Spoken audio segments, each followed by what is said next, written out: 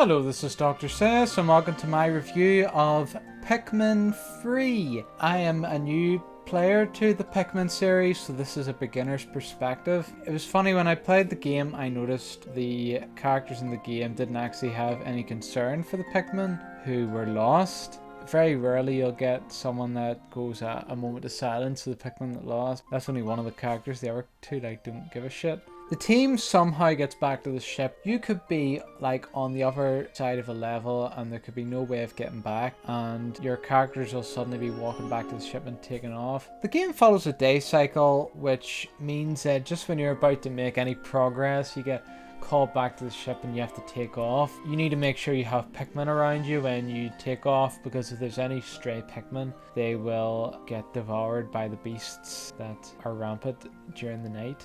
Even though I was a beginner, I never really struggled through the game. There's a lot of hints. The hints are very dumbed down. Most of the stuff I figured out before I even found a hint on the subject. It does seem like they were targeting young kids. Whoever young kids would have the patience for something like Pikmin, which is like a part strategy adventure game, is up in question. I guess it's a good starting point for someone who wants to get into strategy games.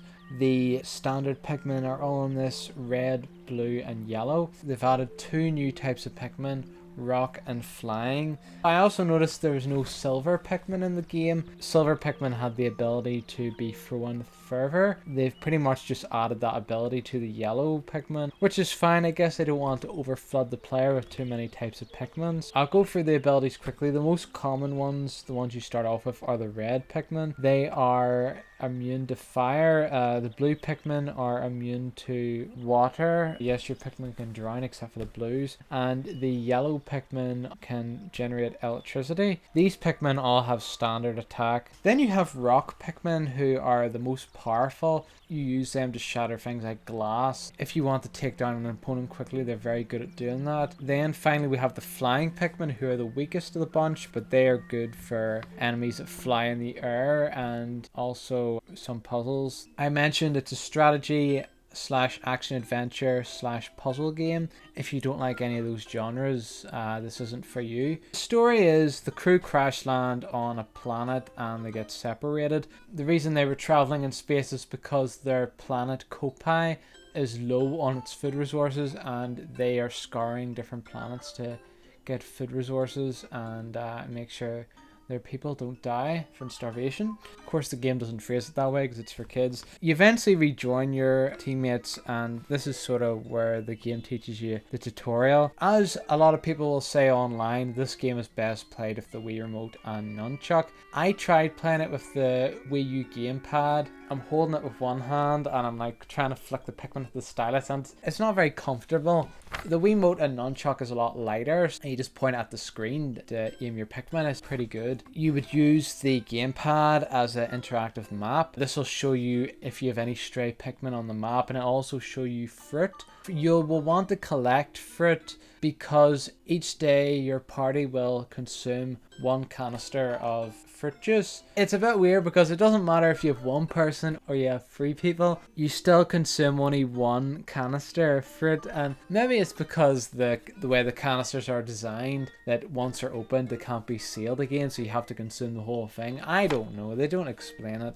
This game was released in 2013, early in the Wii U's life cycle, but the graphics are quite nice. It is quite detailed 3D fruit. The bug animations are quite realistic as well. Those will be the enemies that you're fighting. The soundtrack, I've listened to so many Nintendo soundtracks. It sounds like Zelda Breath of the Wild was inspired a wee bit of this soundtrack. It sounds good anyway. It's nice, relaxing music, which you would expect of Pikmin. The characters are quite simple, but they're charming.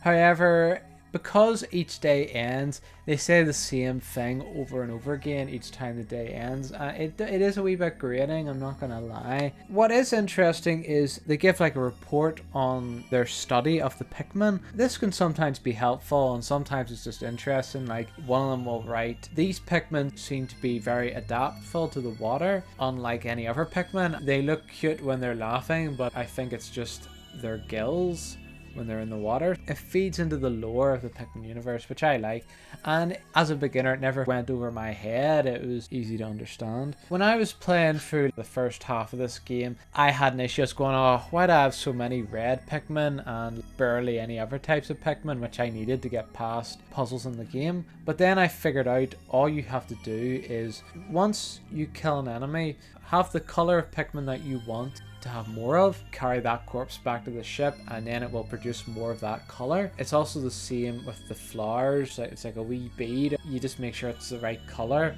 Like, say if you want rock Pikmin, make sure it's a grey color and bring that back to the ship. So once I figured out that I was able to reinforce every color, you can only have 100 Pikmin at the time. Now you have to be careful, because if you have like 100 Pikmin outside the ship at the same time, and say you bring a dead animal back to get more Pikmin, it'll absorb the animal, but you won't get any Pikmin for it. I found about 75 was a good number for me. Sometimes I did less than that, like say 50, just to give me some room so I didn't accidentally go over my quota, and I was able to generate the maximum amount of Pikmin. I'm making this sound like a sales report. Like this review, the game is short and sweet. Just when I was like really getting into it, it just ends. I would rather have a game that is good all the way through and ends early than a game that drags on all the way through. But there is other things you can do. The main story will take you a few hours to complete if you know what you're doing. There's two types of different modes you can play. There's missions, where you can either play stages where you collect treasure, battle enemies, or defeat bosses, and you can do this with either one player or two players. The first half of these missions are free and the other half are DLC, unfortunately. The other mode is called Bingo Battle. It's a 2-player versus mode where each player has a bingo card. It'll have like different enemies and different types of fruit on the card, and the first person that carries all that stuff back to their ship wins. This all sounds fun. Unfortunately, I didn't get to test it because I don't know anyone who would want to play this game with me. What would I give the game? It's tough to say. I fairly enjoyed it through start to finish. The only complaint, as I say, is it doesn't last very long. The control itself is very intuitive. You can also send your different team members to do different things. Like you could have one at the ship to pluck Pikmin that are planted. Once your ship generates more Pikmin, you could get someone else to run to this certain location where there's a piece of fruit, and while they're running to that location, you can get the last character and go to this other objective that you need to do, and it saves a lot of time. It's probably the pinnacle of control for Pikmin, because Pikmin 4 will be coming out on the Switch, and you will just be playing it with a controller. There will be no touchscreen or anything like that, so it's a bit unfortunate that's going to be the case. I will give Pikmin 3 an S rank. If you like strategy, action adventure, or puzzle games, it's definitely worth taking a look at. Hello guys, hope you're having a fantastic day. If you enjoyed the video, make sure to leave a like and to subscribe for more videos. Bye!